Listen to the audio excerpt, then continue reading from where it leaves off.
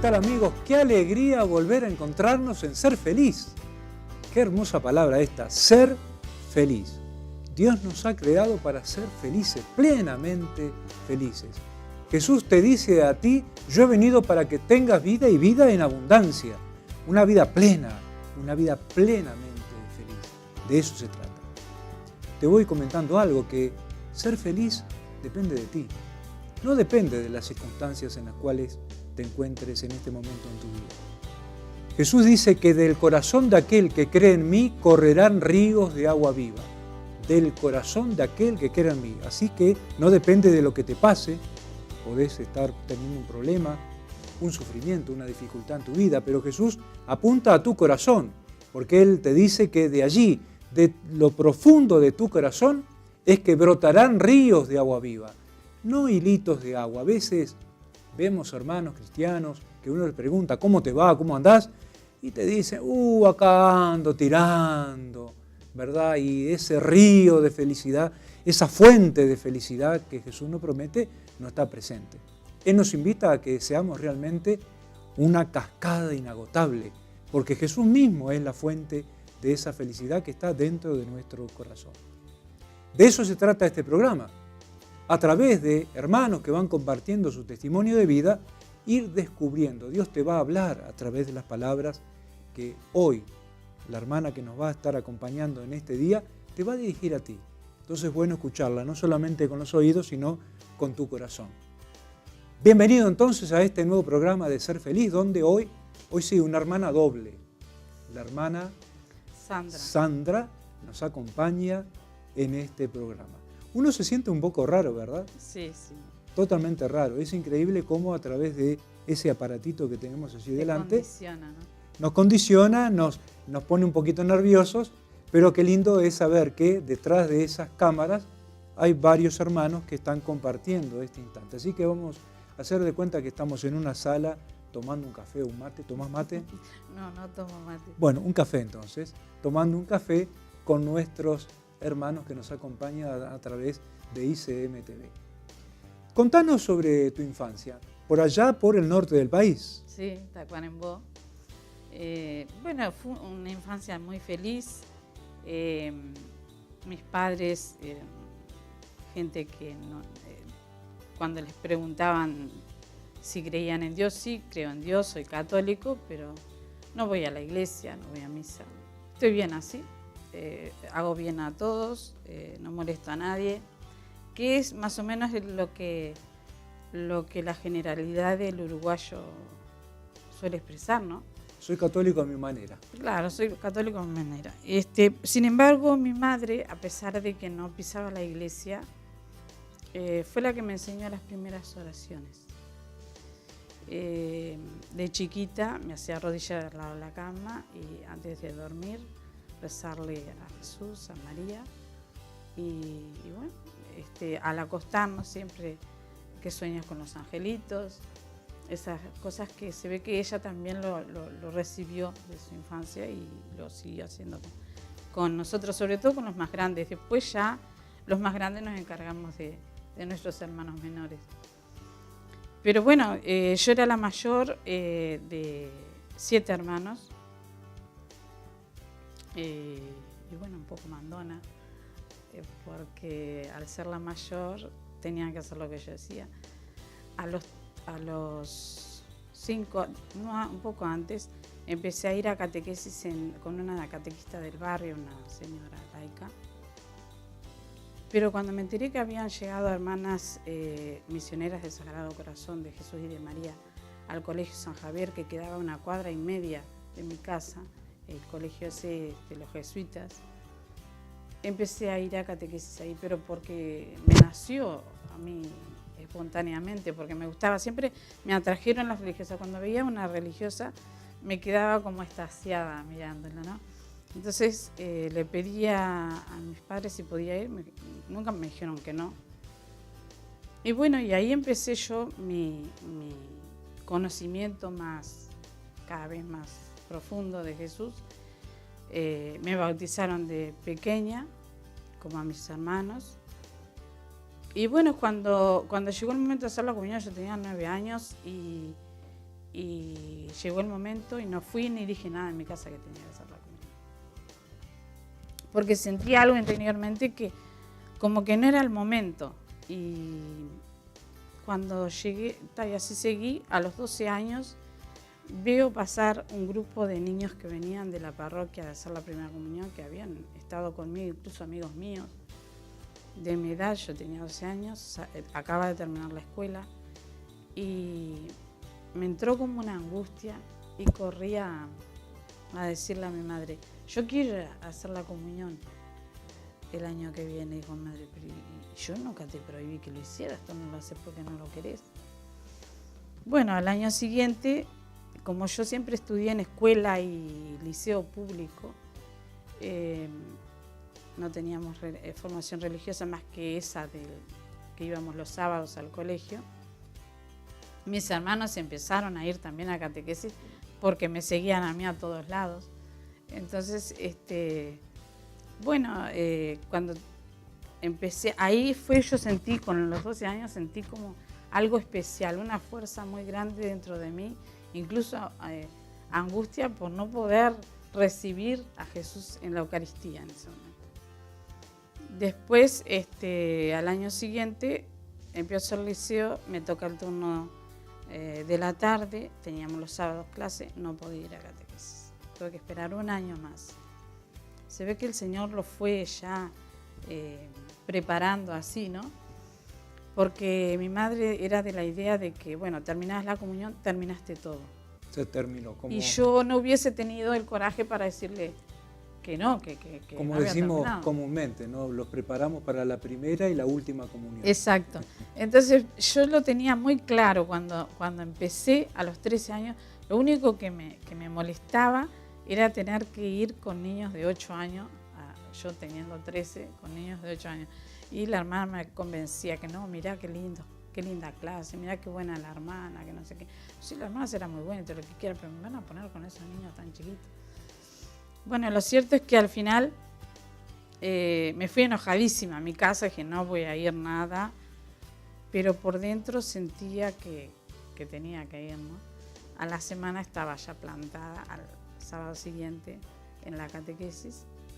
Por supuesto que en ese año, volando, tomaste la comunión. Hice la primera comunión, ya en septiembre cumplo año, entonces ya con 14 años hice la comunión. Y la hice el 8 de diciembre y el 23 de diciembre me confirmé, porque en aquel tiempo no había que esperar a los 14 para hacer 3 años de preparación. No, con 3 charlas ya estaba. Tu vocación a la vida religiosa, ¿en qué momento nació? Ahí a los 12 años. ¿Tan tempranamente? Sí, cuando yo sentí eso de que por qué no podía hacerla, por qué yo no podía recibir a Jesús, cuando mis compañeros todos, sentí como que era Él que me estaba llamando. Y a partir de ahí, bueno, cuando empecé con el contacto más directo con las hermanas, eran muy alegres. El testimonio de las hermanas también me impactó muchísimo. El ambiente que había entre ellas, veía cómo se querían, cómo se trataban y con qué alegría y con qué cariño nos trataban a nosotros. Eso me confirmó que realmente yo era para eso. Así que yo ya siempre soñé con ser misionera. Yo no sabía que ellas eran misioneras. Y escuchando la radio, había un sacerdote que era el que organizaba las misiones.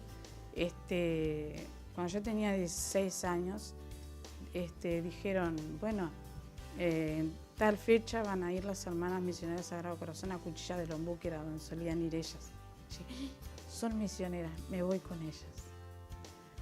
Bueno, aunque había otro montón de congregaciones en Tacuarembó, y también me gustaban las de la Providencia, pero no me gustaba que trabajaran en el hospital, a mí no me gustaba trabajar con enfermos. Entonces, ya me decidí enseguida, de primera, por las misioneras. Qué bueno eso que estás diciendo, el testimonio de la alegría de ellas, sí, de verlas el cómo trato servían, entre ellas. del trato entre ellas. Que no quiere decir que nunca discutieran. No, por supuesto. Las he visto montones de veces discutir, pero así como discutían, al ratito estaban como si nada y riéndose y trabajando juntas. Entonces, eso, bueno, son seres humanos igual que nosotros. pero no sé, como que tenían algo más. Porque siempre cuando uno es muy joven piensa que las hermanas y los sacerdotes tienen que ser perfectas. Tienen que ser perfectos, que están muy cerquita de Dios, que más que los demás. Y bueno, uno aterriza después que entró, que llegó y vio y vive ahí en el ambiente. Que somos tan seres humanos, igual que el todo resto. el mundo, sí. Que hay que tender a la perfección, como dice el Evangelio, hay que tender a ser como el Padre, sean perfectos como el Padre. ¿Sí? Exactamente. Pero eso es para todos los cristianos, no solo para todos, nosotros. sin lugar a dudas. Bueno, llegó el día entonces que dijiste, bueno, este es mi lugar. ¿Lo dijiste en tu casa? Lo dije en mi casa, se armó una gorda tremenda. Mi madre se puso tan mala, mi padre me dijo, bueno, habla con las monjas a ver qué tenés que hacer. Pero mi madre no era tan fácil, porque ella ya tenía planificada mi vida sin que yo lo supiera. Y no, que no vas a ser nada monja y que no sé qué, y no me vengas aquí que ni con monjas ni con curas porque los corro a patadas todos para la calle. Bueno, es cierto que se le pasó ese enojo, pero pasó una semana, duró sin que me hablara, ¿eh? Una semana que para mí era un dolor tremendo, porque parecía que hasta el gato me miraba torcido. Que mi madre no me hablara para mí era lo peor, porque yo era muy pegada con mi madre. Y muy compañera además, sabía que ella confiaba en mí en todo profundo. Se iba al centro de esas hermandades y me quedaba yo a cargo de la casa con todos mis hermanos. Entonces. Y bueno, y sí, me dijo que no. Y al final me dice, justo había un retiro para señoras y señoritas, un ejercicio espiritual, 8 días, con Monseñor Daniel Gil, que entonces era el padre de Daniel Gil. Y bueno, y me habían invitado. Me llaman las hermanas para invitarme, porque veían, porque yo ya les había dicho que estaba pensando todo eso, pero como que no le dieron mucha importancia. Podía ir para ver, para clarificarse si realmente es. Y yo dije, bueno, no puedo ir. ¿Por qué? Y porque en mi casa el horno no está para bollos. Y entonces les conté lo que había pasado y me dicen, ¿me crees que vaya a hablar? Y digo, bueno, sí. Y ahí fue cuando me enteré que mi madre tenía planificada mi vida, porque digo, no, porque yo vendí las cunas de los hermanos, bueno, todo lo que había ido haciendo, y la cuna de ella todavía está, y no la vendí, porque yo pensé que ella se tiene que casar y que va a tener muchos hijos, y que yo los únicos nietos que voy a cuidar y ayudar a criar van a ser los hijos de ella, porque ella me ayudó a criar a los hermanos y que no sé qué, no sé. O sea, tenía todo y yo le tiré toda la estantería abajo. ¿Cuántos padres, verdad, hay muchas veces que piensan aquello de mi hijo el doctor, ¿no? Y claro, y creen que con eso uno va a ser feliz. Pero no obstante, esa barrera tú la sorteaste, pasó, ¿verdad? Pasó el tiempo, llegué, bueno, espera un poco, hice los ejercicios, por supuesto me dieron los 2 permisos para hacer los ejercicios, todo eso. Y yo, no necesitaba los ejercicios para asegurarme, pero igual me vinieron bien. ¿Cuánto tiempo tuviste de noviciado, digamos, formándote hasta que...? De noviciado, el noviciado son 2 años, uno de congregación y otro canónico. Después está el aspirantado, primero postulantado y después 2 años de noviciado. Y después ya... Después ya se hacen los votos temporales hasta los 9 años. En nuestra congregación, porque varía según las congregaciones, nuestra congregación es de 3 a 9 años. Llegó el día en el cual dijiste, bueno, recibo los votos permanentes, ¿verdad? Sí. ¿Cómo te sentiste? Yo dije, bueno, ahora sí ya terminé, ya no tengo que esforzarme más porque ya llegué a lo último. Eso me pasaba en cada etapa de formación, no, pero me di cuenta que cada vez tenía que luchar más. Claro, cada etapa era un empezar de nuevo y con más compromiso todavía, porque era mayor compromiso para la congregación, con la congregación y con la iglesia, porque hasta los votos perpetuos uno no se compromete tanto ni con la congregación ni con la congregación sí, pero en el sentido de que no tiene grandes responsabilidades. Y después sí, ya con los votos perpetuos ya vienen otras responsabilidades más grandes, y a nivel de iglesia ni que hablar. ¿Qué actividades son las que has ido desempeñando en todo este Yo tiempo? estudié magisterio y además de dar catequesis, estuve dando clases muchos años. En el San Javier primero en Rosario de Colonia, después me tocó ir destinada al San Javier, que me costó muchísimo porque era mi pueblo. Yo decía, ¿cómo voy a ser misionera en mi pueblo? Nadie es profeta en su tierra. Y sin embargo, fue en el lugar donde más años estuve 14 años. Cuando me sacaron de ahí era como arrancar una casuarina, tenía unas raíces grandísimas, ¿no? Me costó muchísimo irme de Tacuara. Me costó mucho ir y mucho salir.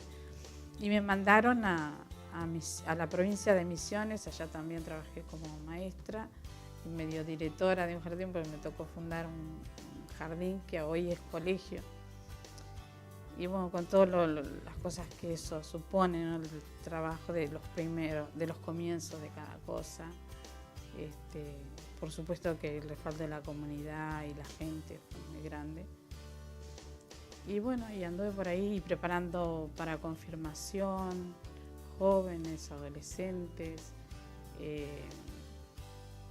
Y bueno, siempre trabajando con los niños, mucho con los niños, concientizándoles de su ser de misioneros por el bautismo. Formé cantidad de grupos misioneros de infancia, empezamos con infancia, y hoy me voy enterando como muchos de ellos están hoy acá en Montevideo trabajando en colegios como agentes de pastoral y todo eso. Así que hay una semilla que... Digo, a veces uno no ve los frutos, pero bueno, y algunas dieron, ¿no? Y las pude ver. Porque generalmente uno no ve lo que siembra, eso le toca al Señor. ¿En qué lugar estás ahora trabajando? Ahora estoy trabajando en la pastoral misionera, encargada de un poco ahí de la coordinación de la pastoral misionera. Y tengo catequesis en un barrio de la periferia, en Verdisol, hoy los sábados, que ahí también estuvimos haciendo misión este año con el equipo de misiones. Catequesis en un colegio de las Hermanas de la Providencia. Y bueno, y luego en casa tengo también actividades, ¿no? Pero y tengo un grupo de señoras que me surgió, hacía tiempo que venía dándole vueltas, que lo importante de formar laicos con el carisma de la congregación, que todas las congregaciones lo están haciendo hoy en día por la falta de vocaciones, ¿no? Que yo no sé si es que no hay, yo pienso que vocaciones hay, el Señor sigue llamando. Lo que pasa es que hay tanto bombardeo de cosas que eso no permite escuchar, impide que la gente escuche, abra los oídos. Entonces, estamos ahora preparando este grupo de señoras grandes, primero formación de los documentos de la iglesia en general. Dijiste algo muy importante recién. Hay que estar preparado para escuchar, y vivimos con tantos ruidos, engañados con tantas cosas. Este mundo consumista en el cual vivimos no nos permite escuchar de verdad esa voz interior, sí. ¿Verdad? Tú la sentiste esa voz muy fuertemente. Muy fuerte. A los 12 años. Teníamos mucho menos ruidos. Cosas, menos ruidos. Sí. Había mucho menos ruidos.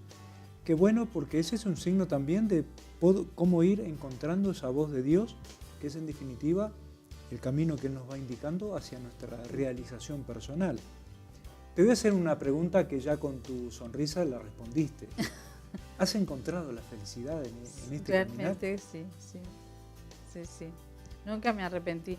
La única pena que sentía era cuando le dije sí al Señor fue que mi madre no terminaba de aceptarlo. Y el día que hice mis primeros votos, ella dijo, bueno, ahora sí perdí a mi hija para siempre. Que muchos padres piensan que pierden los hijos porque se van de sacerdotes o de religiosos, y no es verdad. Porque mi madre murió con 48 años y la hija que más cerca estuvo de ella fui yo. Y como yo no podía estar a full porque estaba estudiando magisterio, las hermanas, y mis hermanas eran todavía menores, o sea, una de ellas era menor, la otra era casada, pero tenía otras obligaciones. Y ella estaba acá en Montevideo, mis hermanas en Tacuarembó, mis hermanos, todos. Entonces las hermanas de la congregación de distintas comunidades nuestras se turnaban para cuidarla en la noche, para que yo pudiera descansar. Y ella terminó diciendo, pensar que yo no quería que mi hija fuera monja y ahora Dios me dio un montón de hijas monjas. Creo que ahí fue cuando aceptó y vio que realmente valía la pena. Qué bueno, eso, valer la pena. Valió la pena dedicarte plenamente, 100%, ¿verdad? Sí. Y dedicarle al servicio de los demás, de los niños en los cuales has formado durante tantos años y sigues formando. Sí. Te agradecemos enormemente la compañía, tu testimonio, ¿verdad? Tu sonrisa y tus ojos que brillan lo dicen todo. Cuando alguien da totalmente, se da totalmente a los demás, se cumple aquella frase de Jesús que es mucho mejor dar que recibir. Nos cuesta en este mundo consumista eso, ¿eh? Nos hemos vuelto muy egoístas, pensamos mucho para nosotros. Sí, por eso cuando vamos de misión, yo siempre le digo a los jóvenes, cuando vamos, creemos que vamos a dar, solo a dar, pero es más lo que recibimos que lo que damos. Tenemos que ir a dar el oído, a escuchar, ver qué necesita la gente. La gente tiene mucha necesidad de que se la escuche, hay muchos problemas.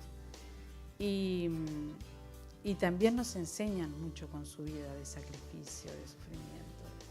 A veces nos quejamos por cosas que no tienen mucho fundamento y hay hermanos nuestros cerquita que están sufriendo tanto.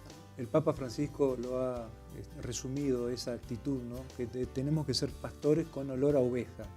Significa justamente con mucho oído, muy metidos en esas realidades, que a veces como iglesia la miramos de lejos. Sí. Sandra, un placer enorme haber compartido con toda nuestra teleaudiencia este testimonio de vida tan maravilloso. Bueno, muchas gracias por invitarme. Para mí también fue un placer. Al principio venía con miedo, pero... Se le fueron todos los nervios a la hermana Sandra, ¿eh? Al comienzo estaba muy seria, como se dice comúnmente, allá en Tacuarembó se debe decir, ¿no? Más seria que perro en bote. Que cuco en bote. Pero bueno, hemos compartido un hermoso testimonio con la hermana Sandra para toda nuestra teleaudiencia de Ser Feliz. Y ahora te invito a ir a visitar a nuestra librería arquidiocesana. Vamos a pedirle a Gabriela que nos cuente las novedades que tiene para nosotros. Recuerda que estamos trabajando para ti, para que puedas realizar tus compras desde tu casa. A través de un clic, tú puedas adquirir aquellos productos que te interesan y te lo hacemos llegar hasta tu hogar. ¿Qué tal, Gabriela? Víctor Hugo, ¿cómo estás? Un gusto recibirte acá en LEA junto con toda tu audiencia. Bueno, como en todas las otras ocasiones, tengo para compartir 3 artículos. El primero se trata del libro Palabras de Fuego. Este libro es una experiencia de fe para vivir y para compartir. La escritura de Leonardo Pupio nos regala estas palabras desde el propio corazón de la Legión de María. En Palabras de Fuego, el autor recoge las preciosas evidencias del testimonio de vida de Alfonso Lambe, joven irlandés que, al igual que San Juan Bautista, fue precursor de la Legión de María en Colombia, Ecuador, Argentina y Uruguay. El segundo artículo que les traje son estas cruces de pared que están hechas en madera y hierro, preciosas y bueno, las imágenes hablan por sí mismas. Y el tercer artículo, pensando siempre en ocasiones para regalo, ¿no? Son una colección que hay de libritos que cada uno guarda un pensamiento. Puede ser honestidad, amor, sabiduría, oración. Vienen preciosos con una presentación dentro de una bolsita individual, como ustedes podrán apreciar en las imágenes. Bueno, Víctor Hugo, me despido, no sin antes recordarles que trabajamos con tarjeta de crédito y débito, que llamándonos al 2915-4473 podemos coordinar el envío de lo que ustedes deseen a cualquier punto del país. Durante el mes de diciembre también estamos con la posibilidad de acceder a estacionamiento en el garage Minerva, en Cerrito, entre 33 e Ituzaingó. Presentando su factura de 300 pesos, acceden a media hora sin costo.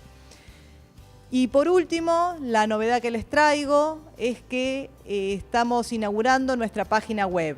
Los invitamos a que entren y a que descubran todo lo que tenemos y bueno, pueden elegir comprar desde allí lo que gusten. Un fuerte abrazo y bueno, será hasta la próxima.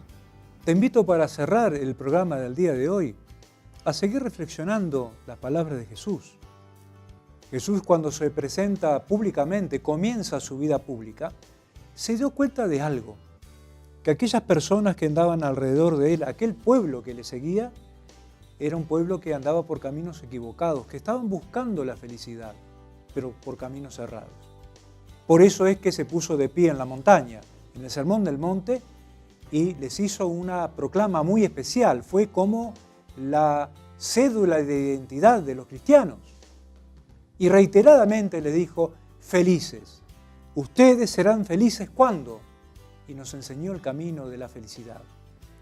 Quiero recordarte alguno de esos caminos, cuando Jesús nos dice, felices los compasivos, porque obtendrán misericordia. Vivimos en una sociedad violenta, no solamente por los hechos violentos a través de un revólver, un tiro o un golpe, sino también de palabras violentas. Muchas veces entre amigos, en la familia, en los matrimonios, utilizamos palabras violentas. Es un poco el modelo del poder en el cual nosotros estamos viviendo como sociedad. Sin embargo, Jesús se para delante de nosotros y nos dice que la felicidad no está allí, que el poder no está allí, que la auténtica felicidad está en la compasión, en un corazón misericordioso, en un corazón que sabe ponerse en el lugar del otro, que sabe comprender al otro, que sabe escuchar al otro. Para eso, indudablemente, tenemos que bajar de nuestro pedestal orgulloso y mirar a quien tenemos al lado no como enemigo, mirar al que tenemos al lado no como competidor, sino llegar a mirar al que tenemos al lado nuestro como un regalo de Dios.